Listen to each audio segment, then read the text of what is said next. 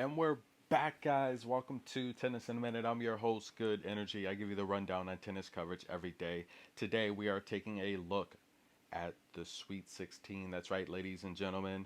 Remember, this is for entertainment purposes only. Whatever you do is your decision. Up to you. Be responsible for your decisions. Paula Badosa, she's taking on Yafan Wang from China. This is great, guys. In case you've never been to Queens Flushing, the U.S. Open, it's literally not too far from Chinatown.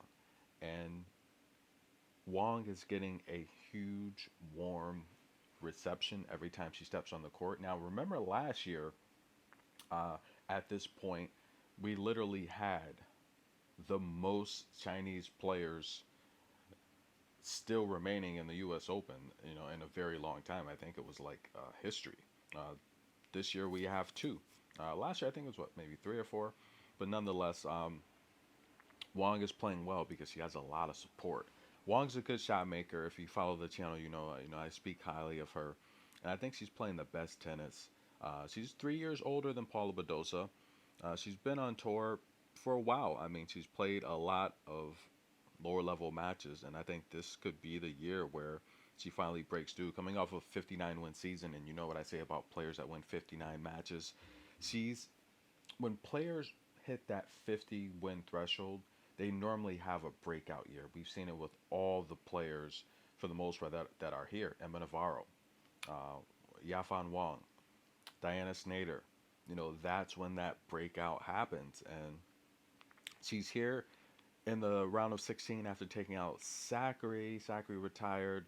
Diane Perry, which was a good win, and Victoria Azarenka last time was a really, really good win. It went 3 sets.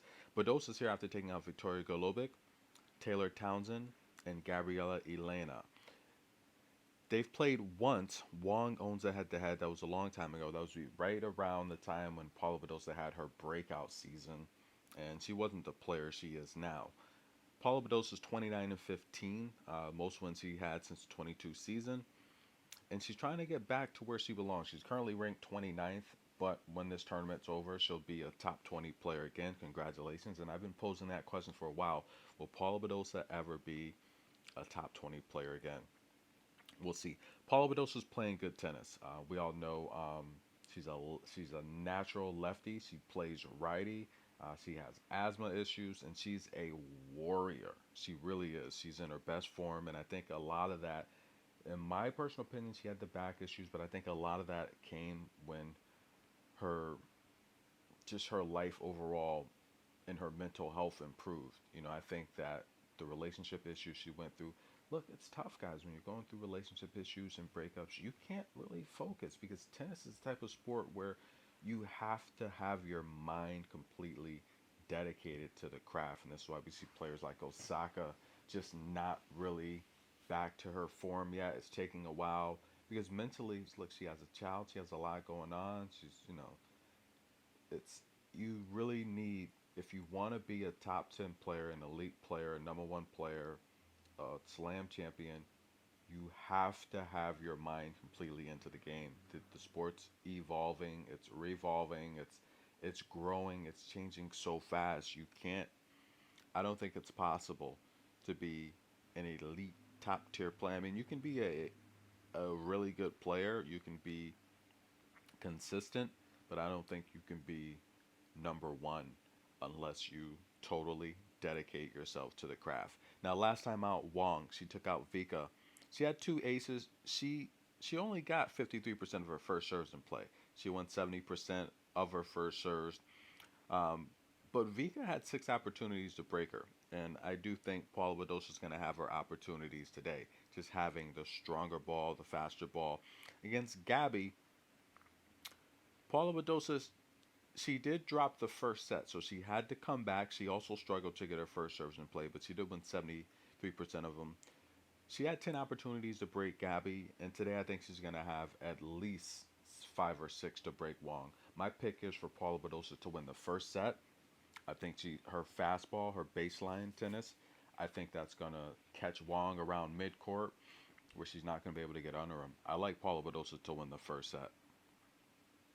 Next up, another Chinese player that's playing amazing, our Paris gold medal winner. And by the way, I'm pretty sure the ladies that medaled are still all in the tournament. We have Wong, the gold medal winner, Vekic, the silver medal winner, and we have Iga, the bronze medal winner. And I'm pretty sure all of the guys that medaled are not in it, right? Novak not in it, Carlos not in it. So the ladies are showing that consistency. Congratulations, ladies. And let's take a look at the next matchup here. We have Donna Vekic. Donna Vekic does what Donna Vekic does, but this is going to be a tough matchup for Donna Vekic, ladies and gentlemen. That's right, the 24th seed taking on the lucky number 7, Qinwen Zheng. Now, Qinwen, listen, guys, she owns the head-to-head. They played at the Paris Olympics in the gold medal match, and Qinwen she just destroyed Donna in that matchup on clay. They also played last year in the Elite Trophy. That's right, where it mattered a lot, much like the Olympics, and Qinwen won that as well. But that went 3 sets. Vekic did get a victory a few years ago when Qinwen was still transitioning to the main tour. Vekic is here in the round of 16 after taking out Kimberly Burrell in straight sets, Greet Menon in straight sets, and little NCAA champion Peyton Stearns in straight sets. Qinwen's here after taking out Amanda Anisimova, good win. Erica Andreeva, good win, also 3 sets like Amanda. And she beat Julia Niemeyer in straight sets. Last time out, Donna Vekic had a good win. She put up 8 aces, guys. That really wowed me. And she won 87% of her first service points. She had 7 opportunities to break Peyton Stearns, converted on 4. She played solid tennis. I mean, 8 aces, nearly 90% of your first serves won. Really, really clean ball striking. She's moving better. Pam's really got her playing well and defending two-way at the net. Qinwen also had 8 aces. She won 84% of her first serves. And she was perfect on all breakpoint opportunities against someone with good variety, but not as much power that Donna Vekic is going to display. This is a matchup here where, coming into this matchup, both ladies are serving well. 8 aces from both ladies. Nearly 90% of the first serves won on serve. There's no way you can't take a total here. We'll take the first set over 8.5. Both ladies are going to hold. They're serving well.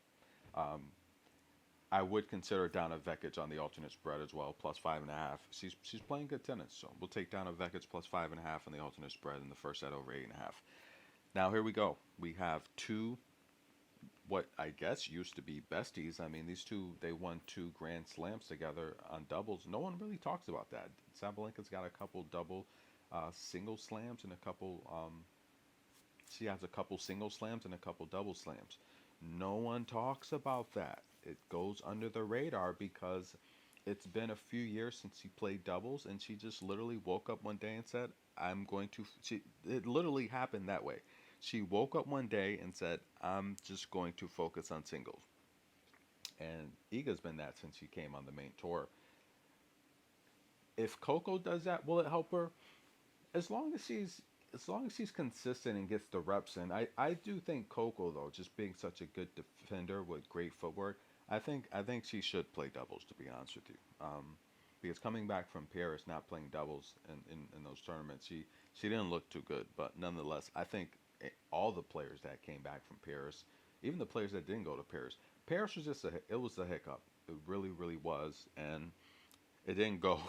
It didn't go the way we thought it would go. Coco should have medaled. That was just a nightmare. These two ladies have played 9 times. Sabalenka has dominated the head-to-head by winning 7 of them. Last time they played at the Australian Open, Sabalenka won 6-2, 6-3. The U.S. Open a couple years ago, 6-4, 6-1. Madrid, 6-1, 4-0. Mertens retired. The Upper Linz, 7-5, 6-2. Dubai, 6-4, 6-3. The Elite Trophy. That's when I think Sabalenka was he an alternate there or something like that? But anyway, guys, Sabalenka's won the last 6 matches. Yes, at one point Mertens did own the head-to-head, but Sabalenka, she's just got too strong, and she's here after taking out Priscilla Hahn, which is just a freaking disaster. Priscilla Hahn finally makes to the big draw. You give a Sabalenka, unbelievable. Bronzetti and Ekaterina, who won the first set and just ran out of gas. Mertens is here after taking out Kudermetova, a good solid win. Ayla Tomljanovic, a good win. and Madison Keys a very good win. Here's the thing: if she can beat Madison, she can beat Sabalenka. Very comparable games, very powerful forehands. Um, but I don't see it happening. And I said this. I just don't think at her this point I would be thrilled if she beat Sabalenka because we all know my pick is for Coco to defend her championship.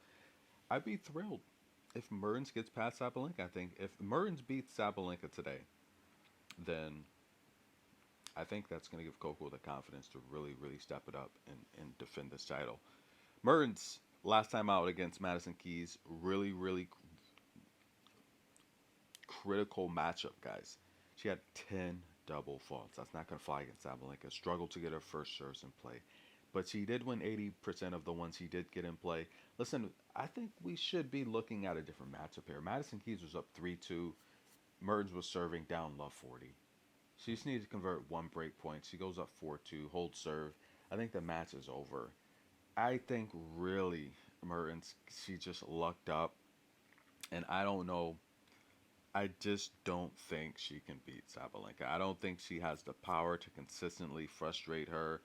Sabalenka looks to be about in form. She started shaky, but Ekaterina does that. She has a lot of power to disrupt. She won 69% of her first serves against Ekaterina. 5 for 14 on breakpoint opportunities. I think she's going to have at least 10 chances to break Mertens.